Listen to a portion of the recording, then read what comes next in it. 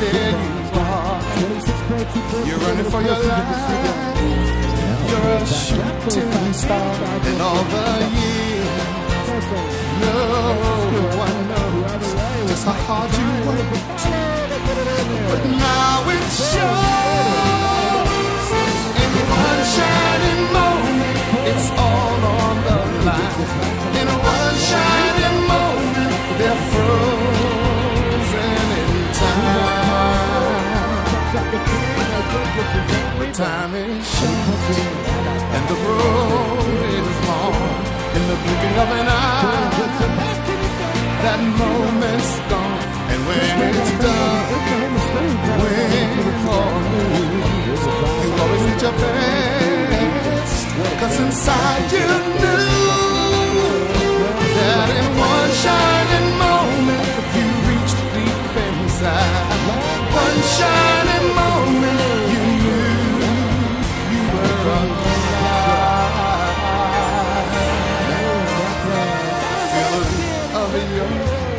Feel the wind in your face. It's more than a contest. It's more than a race.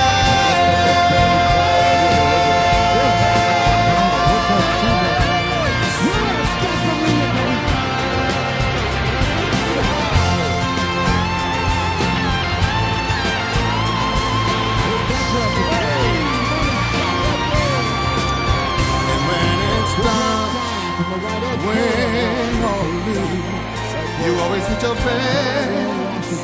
'Cause inside you knew, in one shining moment you reached for the sky. In one shining moment you knew, yeah. In one shining moment you're willing to try. In one shining moment you knew.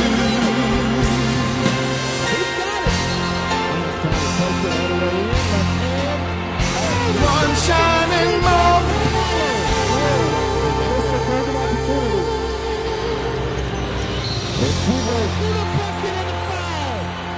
He's got it. And that's going to be it. The state championship. The first in school history. And here come the Titans. I know that the game means the world to you, but just if you wouldn't mind, take me back to the beginning. Take me back to when you said, no matter what, we're going to win this thing. With the season, we just used the 2 prior years of setbacks to, to push ourselves, to motivate ourselves to have one common goal. So we came up with the theme, tunnel vision. So we didn't want to look at things going on to the left of us, things going on to the right. We just wanted to look at the light at the end of the road.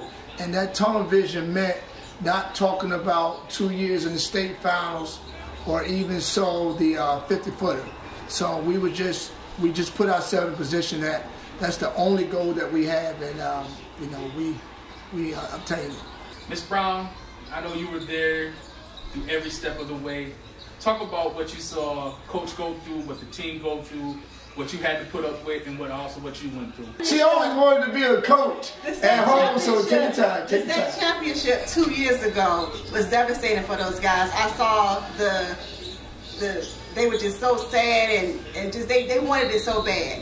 But then the next year with the 50-footer, it was like, oh, I'm almost here, but I still didn't get it. So just to see them go through that, those channels of different situations, just motivated them just to get to where they went to on March the 10th. And as far as going through it with my husband, it's been a journey, but we support each other. And basically, we're in this together. So he's the coach, I'm Mrs. Coach. So he hears me from inside, where everybody else, when the game is over, you have a lot of people that like to coach from the bench. And I observe everything. So I come home and I'm like, okay, Kenny, you need to do this, you need to do that. And he listens to me. So that what makes it work. I allow him to coach, not allow him to coach, but he coaches and I support him. So that's what made it special in our situation. It wasn't It wasn't a drag. It wasn't something that I didn't want to do. It was something that we did together, and I was just glad to be on that journey with him. All right, Coach, here it is, third quarter. You guys are up 10, so now you're in a dogfight.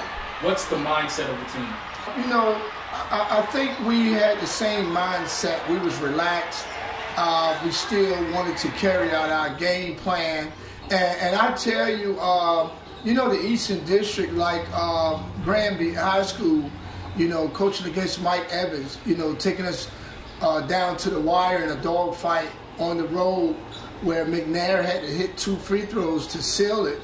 And also, you know, playing a good Gilman team out in Maryland where we won it down the stretch. So we played some tough games to prepare ourselves for that situation.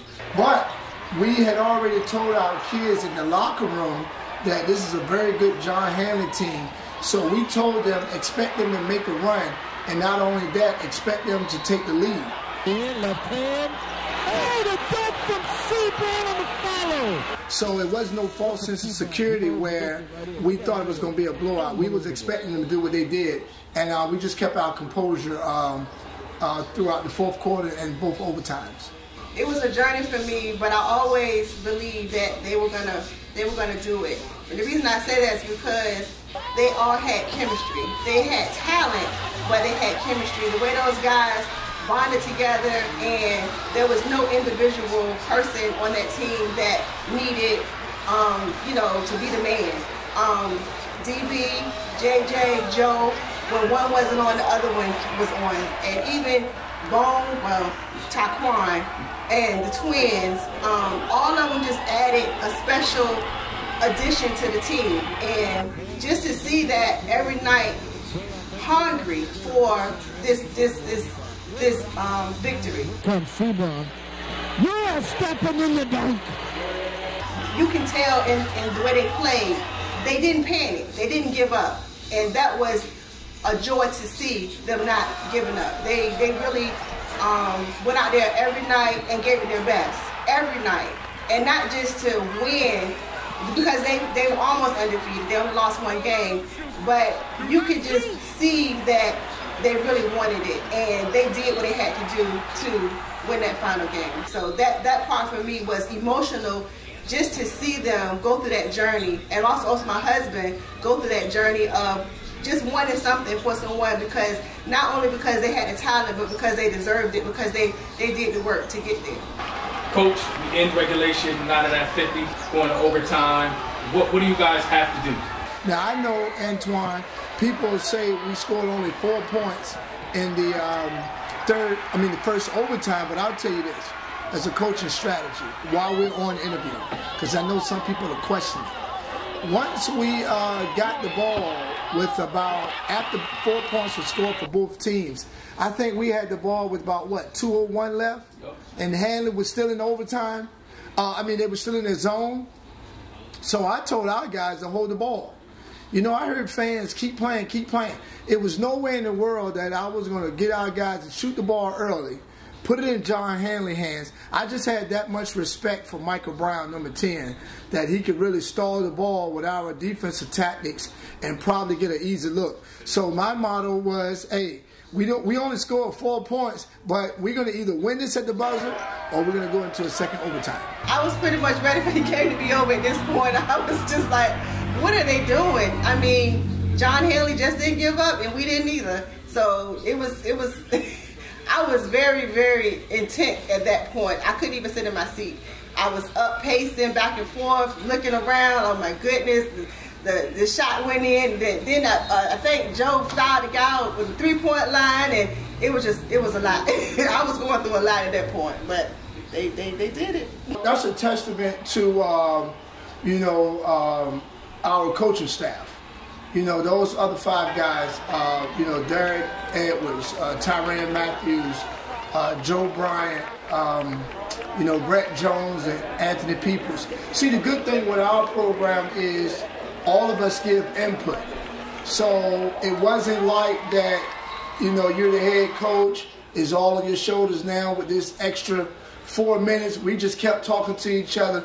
What's the best thing to do? What's the best thing to do? Hey, Yogi, what are we in? Tyran, what are we doing with the 1-3-1? So we didn't panic. We kept communicating, and it took 6 guys to put that short game plan together from what John Hanley was doing. And I can't give more credit. I can't give enough credit to that coaching staff that I have, that everybody had some type of input for those last 2 overtimes, and we just put it all together. And the ball fell our way in a couple of situations. But Tyrann Matthews made the call. You know, he said, Coach, we got to get Blackwell out there. You know, and that immediately, you know, Blackwell stayed ready, and he just made some big shots.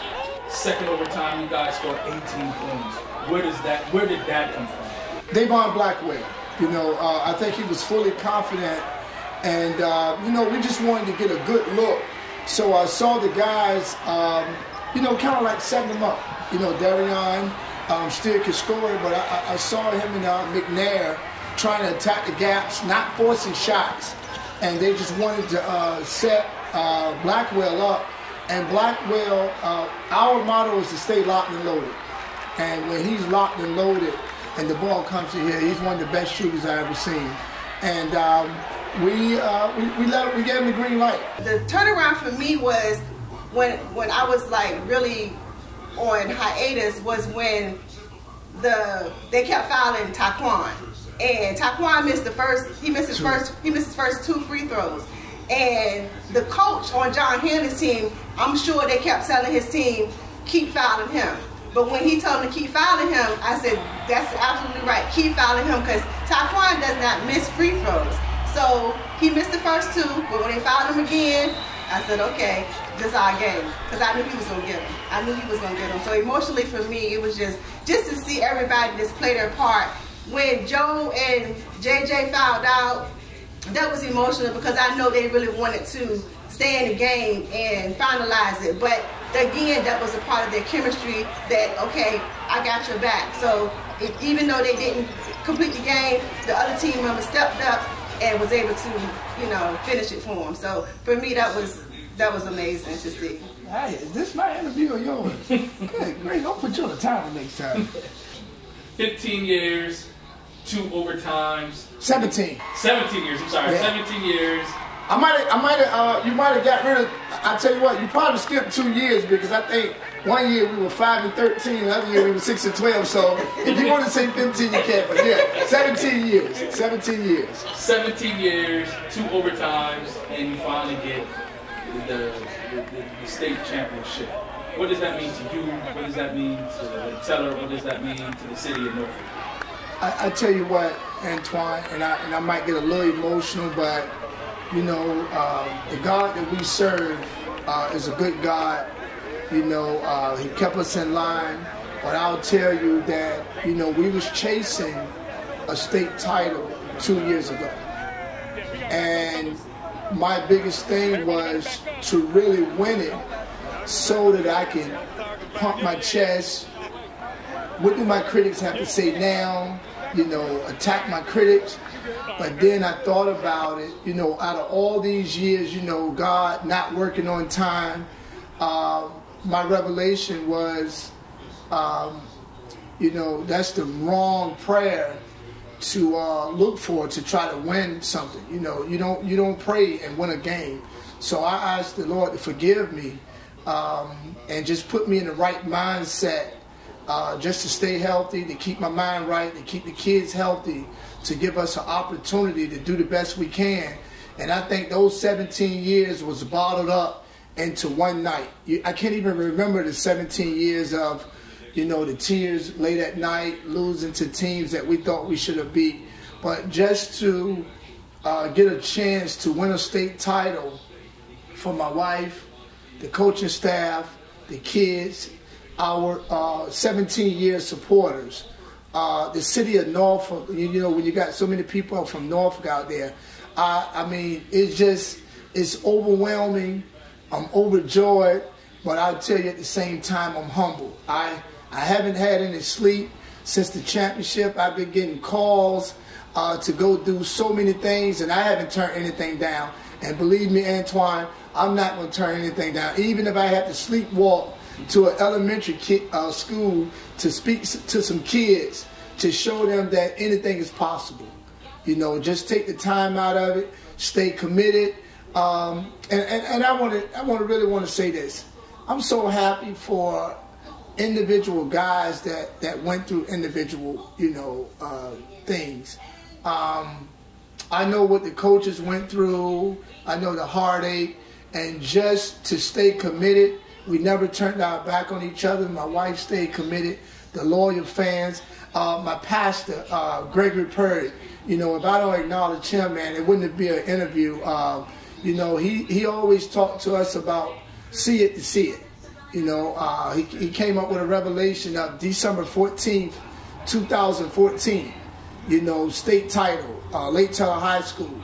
And when we didn't win it in 14, 15, 16, 17, I kept questioning myself about, hey man, it's past. But, his preachers and teachers was telling us, hey, time don't exist. When you're faithful and you do things the right way. Our see it to see it was now. We're in the now, faith is now. And I tell any kid that play any sport, use this as a stepping stone to stay committed to where you are and keep working hard, and you can see the end results that anything is possible. This is 50 years of the school being open. I'm blessed to have a wife like I have, to have friends that really care about me. So I respect my critics totally. They're going to be who they are. I still love them. It's good for dialogue, but I just thank God that we put, all this together with doing it the right way, clean program to get a title for the school. Ms. Brown, any final words? And he said it in a nutshell. Our next is now. Basically, it's our time, and we're excited and happy. We've been through a lot the last 17 years of, when you were out there playing the basketball, and I didn't play basketball, but actually watching it and seeing him go through the things he went through in regards to, good teams, mediocre teams, bad teams, not necessarily bad teams, but just teams overall, just to see, and you think that's your year, and you don't win. Then you think this your year, you don't win. So our next is now. So it's our time. And I'm very proud of him. I'm very proud of the program and the coaches and staff. This particular season in particular is special because everything meshed together. The team, the coaches, everybody just meshed together, and that was very important. It was no one person who dominated on one night. Like I said, those twins, they didn't get recognized enough as far as I'm concerned, because without them, my opinion, without them, their defense they couldn't have got this far. The Washington brothers, Ruth Chris, yeah. Wade Jenkins, principal, this is for you, Dr. Boone, North Public Schools, outstanding job, athletic director, Bobby Pennebacker, Allison Gardner, happy birthday today, trainer, Steve Sutmiller. If I miss anybody, the teachers at the school, man, they supported us, Captain Garrett, the teachers just came through when we didn't have any money for a hotel room. They came through, the sponsors, the silent sponsors that been in our corner, man. That's why if you see tears or anywhere, if you see me pumping my fist walking down the street, it's all for everybody that played a major role, and we just so excited that the city is excited and behind us 100%. Yeah, very appreciative. After all these years, y'all still together.